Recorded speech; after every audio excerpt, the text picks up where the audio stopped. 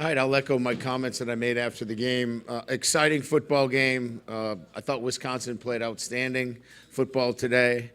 I thought, as an opener today at noontime, an exciting game to watch. I don't know if my comments were heard over the loudspeaker, but our team was down at the half, and you could tell that it was probably one of the lowest points all season, and I could sense that. And we had to take it as a learning moment, and what kind of adversity we were under. Let's see if we could bounce back from this. This would be a great learning experience for a lot of younger players, especially on the defensive side of the ball, and a quarterback who's obviously taken over for a Heisman Trophy winner. So there was a lot to prove in the second half, and I thought they did a great job. We outscored them 21-10, had some key stops. I thought we controlled the play in the last 6 minutes, which is, when you're looking for the margins of victory in close games,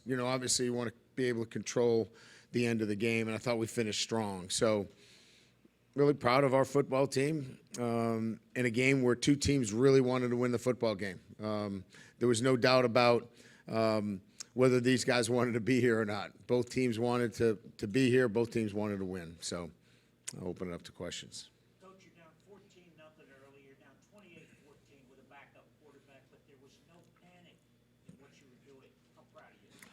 Yeah, and I think, what I told our football team, and I continue to echo it, is, there's different pieces to a football team that you look at, and one of them is, you have to have a consistency in your performance, and you got to keep playing, and it's one play at a time. It was uneven at times, but if you just keep playing and you just trust your process, then eventually it's going to come together for you. And they didn't panic.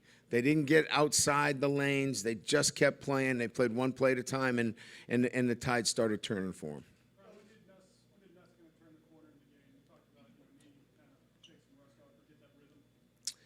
I think when he felt much more comfortable, I thought Wisconsin did a great job of changing up coverages. I think when he really started identifying some of their trap 2 and 3 and the mixtures, did a really good job with protections. He was clean all day. I don't know if he was sacked at all. But I think once he got a good sense of what was going on out there, the speed of the game, you saw him later in the game. He made some really good checks. He changed protections, and it just took some time for him to get there. And I knew eventually he would. It was just a matter of we needed to slow him down on defense, and we did, and he was able to get our offense going. Obviously, the big throws down the field, the 98-yard drive was the big one where that's what he can do. He can get the ball down the field. How important was it for him to have this opportunity with that line and those receivers? It's huge. I mean, I can't underestimate how important this win is for not only him, but our entire football team and our defense. They needed some confidence, and they needed some key stops. All of this builds, towards confidence and evaluating what you need to do in the offseason to be the kind of defense and offense to win a championship. What does that say about him? He backs up to your goal line. You've got to go 98 yards to win the game. That's when guys really prove themselves, right? Absolutely. Look, you haven't had, he hasn't had many of those rehearsed situations. I think our 2-minute drill puts him on the 35-yard line, with less than a minute to go in the game with a timeout, and he's going against his own teammates. It's a little bit different. And so his ability to manage the moment, his ability to be calm in those situations speaks of a guy that is going to only excel and get better as he plays more football. Coach, how important was it for you to have a second straight 10-win season? Well, I think it really stabilizes the program. Stability within your program, stability within the ranks of your recruitment. So it's, for us, it's been, recruiting, development and retention. And you do that, but you can't do it when you're really effectively when you're, say, 3-9, or 4-8. But when you have back-to-back 10-win seasons, and you're doing it with bowl victories as well that build on it going into the offseason, it certainly helps a lot. Brian, as you head into the offseason, where are you at with the evaluation of your defensive staffs, especially now? Yeah, we'll evaluate, now that the season is completed, I'll do a full evaluation of all of our staff members. Obviously, we've got to make some decisions on offense, where we are. We do not have an offensive coordinator, as you know.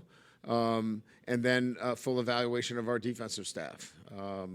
I wanted to finish up recruiting. I wanted to finish up the season. I felt it was most important that we maintained continuity through the bowl game, and we did, and get a victory, which we did. And now my focus will be on 2024, and on 2024 will be the staff, and putting our staff in the position to take this team to a championship level. So that'll be my focus moving forward.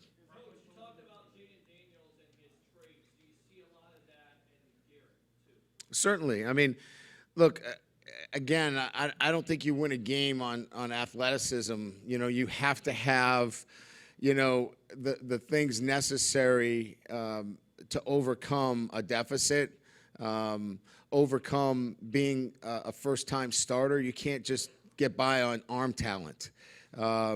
You've got to be a guy that is confident in your ability, has a great process that he trusts. So he's got a lot of the same traits that Jaden does. Obviously, he doesn't run and has the escapability. You didn't see any of that today where Jaden created a lot of yards for us there, but Nuss can do it in other ways. And I think he's going to continue to do that for us. Yeah, I think it's Joe and Cortez and really the whole staff. Today was really about a cohesive group. Brad had great suggestions on adjustments on the offensive line. Frank is doing a great job. You saw his rotation of backs in there. That all feeds into what you're doing offensively. So, it doesn't fall on one shoulder, or shoulders, if you will. The plays came down from the box. There was some input, and I thought Joe and Cortez managed that end of it really well. And then we had great adjustments from our entire staff to be an efficient offense in this transition. Coach, the defensive pressure you down at the very end to win the game. Can you talk about that a little bit? So we went into, we got out of our dime and nickel package. We got back into some base. The guys were wanting to get into some base. We got into some base defense and got into some trail coverage, made it difficult for them to have anything available. And really our base four-man rush got home. The last play was our win blitz, where we overloaded blitz at the end of the game because we knew it was one throw, and we're not going to let them stand back there. So that was an overload blitz to make sure that, again, they didn't have time to get the ball off. Excuse me, two more for Coach. Malik breaking the record. Yeah. Yeah, I mean, first of all, here's a guy that,